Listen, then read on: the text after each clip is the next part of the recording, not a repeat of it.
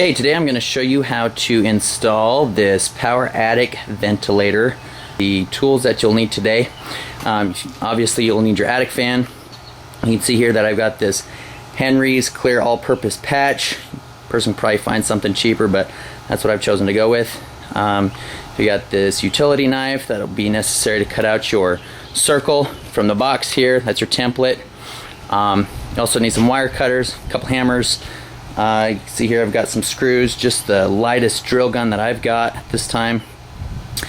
Obviously for safety you've got your glasses and some wire, ladder, sawzall, and then what I do is I try and throw it all in a bucket so I'm not chasing up and down a ladder 15 times chasing tools. So here we are on the roof. What I'm going to do is remove this vent right here and kind of utilize the hole that they've already created and make it just a little bit bigger, and then install my attic fan right next to it. So okay, so this is the view of the vent from the top. You'll see that I've got 3 nails down here at the bottom. There might be a few more nails scattered about around the tabs of this vent, but again, the key on this is to peel back the shingles. You can see here that they're stuck with the tar that's actually in those shingles, so a person may need to take the back end of a hammer, pry it loose a little bit on the top and all the way around. Don't be afraid to tear them just a little bit, because the fan that you're going to install is actually just a little bit bigger than the vent here, so you've got a little bit of wiggle room in terms of what gets torn up, but don't get too crazy, otherwise you'll need to be replacing shingles. So okay, as you can see, the vent came out. That took me roughly 45 seconds in all honesty. Pried the bottom up and pried the sides up a little bit. As you can see, there's one nail at the top that was holding the top, and really that's all you need up there is just one. You get too crazy, you'll end up with water leaking. So pull this back. You can see it's a square hole, perfect to fit the vent that was there, but now we need the attic fan cutout, the template that they give, in order to make sure that you cut this next hole the right size. Okay, this is the cardboard cutout from the box. It's the template that they give. It's just on the back side of the box there. You can see for this right here, you just slide it right over the existing vent hole and give it just a little bit of extra room there. And basically I'm going to take a pencil and trace around that circle. Okay, you can see I've got my circle there traced from the template that's provided. You may find it's very difficult to use a pencil on the shingle. I just end up using either a screwdriver or one of the screws that I'm using to place my actual fan into place. So really in the next 2 to 3 minutes you should be able to have this cut out. Gone ahead and pulled the attic fan out of the box. This is what it looks like, very UFO-like. Really what you're going to need, and what I've chosen to do, is wire this while it's on the ground. I end up using more wire, but then I'm not fighting with it in the attic to get it wired up. So actually makes for things to go a lot easier. The other thing that I try and do is I'll take a pair of 10 snips and take about 1.5 inches off of this metal part right here all the way around, but it just makes for an easier fit. And in all honesty, if a person caulks it right up there on the roof, you're not going to have any issues with leaking anyway, so it just makes for an easier installment. That I've trimmed off about, let's say, 1.25 inches, maybe 1.5 inches, all the way around on every side. Again, I kind of dog-eared these corners. That was for my own personal safety. This fan I'm particularly fond of because of the thermostat that comes provided with it. I really think I'm actually going to put this one at 85, and this fan will have to run a little bit longer than the other one that's already installed, but I'm hoping that overall it'll have a better effect on the efficiency on my house. So really the next step here is hooking up the wiring. Again, some people would prefer to do that when it's the product's already installed in the attic, but it's very simple the way this works. But really, you see we've got a white wire right here. All you have to do is hook that up with your white wire that's installed in the wiring that you can get from Home Depot or wherever you're local storage, and the black wire is also hooked up to the black wire.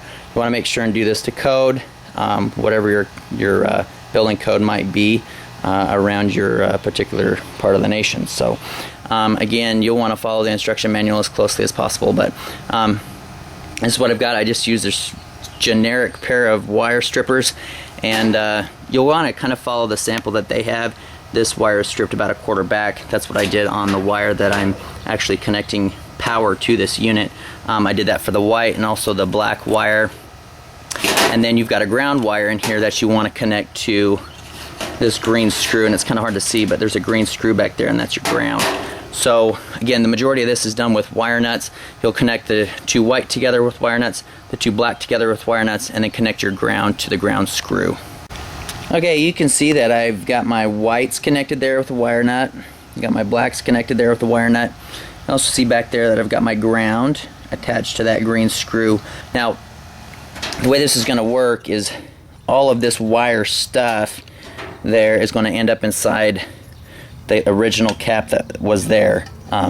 You'll just need to make sure everything gets fitted in there nicely and then pop that back into place. This dude here is ready to be installed now. I just have to pop that cover back on, get some caulk up there, and get it slid into place. You can see our hole has been cut to the size it needs to be. Following that template as best as possible.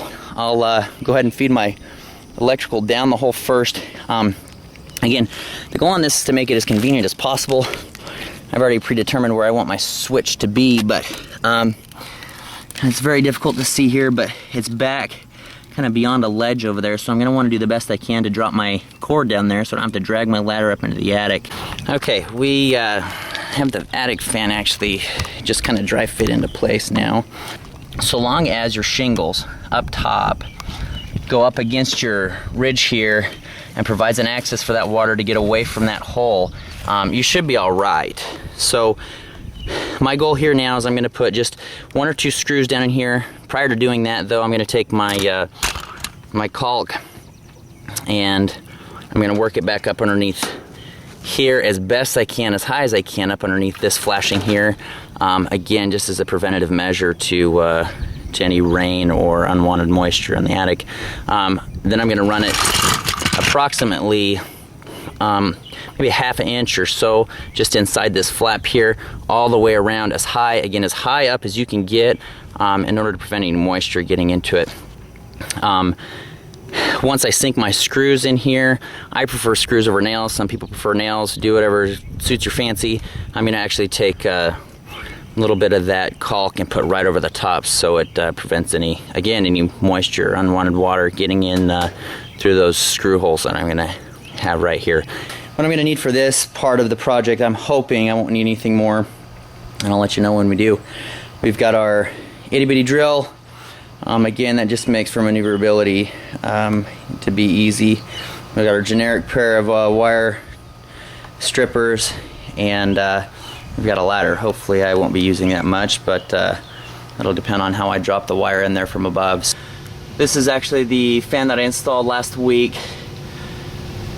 And as you can see, the wire runs along up here, and then I've dropped it into a switch here. So, come about the end of the fall, before my heat actually kicks on, it'll be easy to step right in here to this attic and just turn that fan off like so.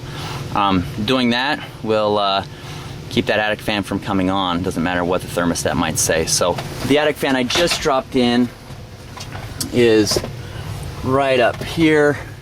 The other thing is, a person needs to know that you need to attach this thermostat to a one of those studs, and the nice thing about this is there's a cross brace, or actually a joist right there. Either of those two I can use. Just want to make sure and not cover up the thermostat element that's on the back side of that thermostat. All right, as you can see, I got my my wiring pulled down, and this is probably the part that a lot of people are most hesitant about, but it is very straightforward. Again, I've taken my wire, I've cut it down about, maybe as long as my finger is, maybe 3 inches, just so that way I can get it through the box easily. Taking about a 1/4 inch off here, 1/4 inch off the black one as well. What I've done here is I've pulled my power with this one here. This was a previously existing outlet right down here that's used for various things in the attic, but I pull my power from it, and from here I put in my electrical switch. So the bottom one here is actually the power that runs the switch. The switch, you turn this on and it'll run power to my my first attic fan over there, and then in theory when I tie this cord into, or this wire into it as well, it'll run the power for it as well. You just want your whites tied together. So I'm not going to get real physical with this switch because it is live, but the whites are actually all bound together, and I know it's very difficult to see, but with that cap right there, I've got my existing whites hooked up. So what I'll do is with this third one, there will be a third attached to those two that are in there with that wire nut, and then the black one, hopefully you can see that from this side, will just be tied into the outgoing power, which is the top. So again, you've got your in power coming in from the bottom, you've got your outgoing power to your fans at the top. So you'll need another black wire here, and then your white wire will be connected there, and then around this side you'll have your ground connected again to your ground. Okay, we've got our electric to our unit at this time. I've not tripped the brake or put the breaker back on yet, so we shouldn't have any electricity in this part of the house at this point. But as you can see, now I have 3 grounds attached to the ground screw. Coming across on this side, and this might be really difficult to see, but I've got 2 outgoing black wires. Again, this is to fan 1 that I installed the other day, fan 2 that I'm installing today, and then I've got 3 of my white wires here. And again, this is your constant power, so that comes from your power source down below from the outlet that I've showed you before. Again, in all honesty, we should be at a point where we're up and ready to go, provided I've not overloaded anything. All we have to do now is reinsert this and get that attached to the box, and in theory, if we cross our fingers, we should be able to have power to both the units and be able to save us some energy over the course of the summer. So that would keep this attic a lot cooler than it is currently.